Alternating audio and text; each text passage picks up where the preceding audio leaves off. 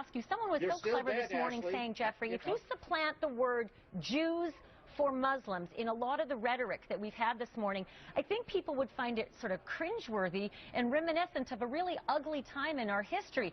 Imagine a Customs and Border Patrol agent, Jeffrey, asking someone, are you a Jew? How would that go over? Well, Ashley, look, first of all, there are no Jews that are coming in here to destroy America. They're coming here to get away from these people.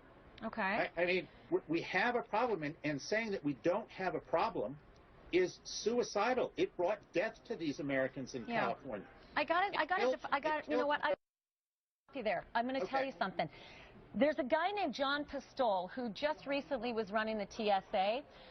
Real venerable guy. He, before that, was with the FBI. He was an executive assistant director for counterterror and counterintelligence, and he sat before Congress in 2004. And he testified, and this is to your point about there are no Jews coming to hurt Americans.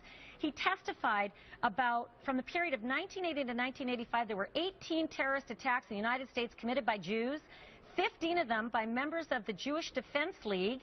The head of the Jewish Defense League was on jail awaiting trial on charges of trying to bomb a mosque in Culver City, trying to bomb Darrell Iss's office, an Arab American. What are you talking about? There have been Jewish terrorist attacks.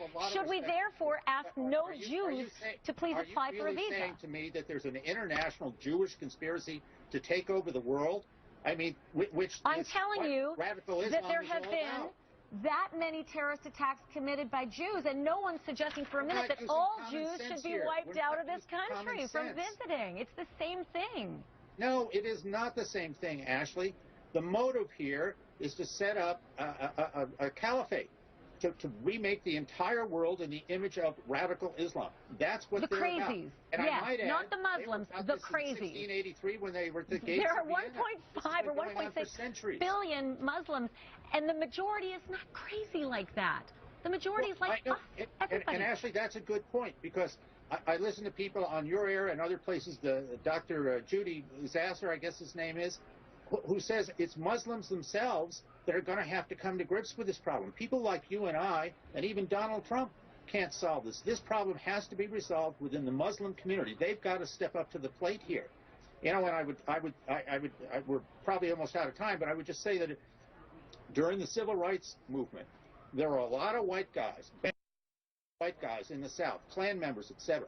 And a lot of good white guys stood up and said, we're not tolerating this. And they marched for civil rights, and they helped get these civil rights laws that were passed in the 1860s reconstructed and brought back to life. They didn't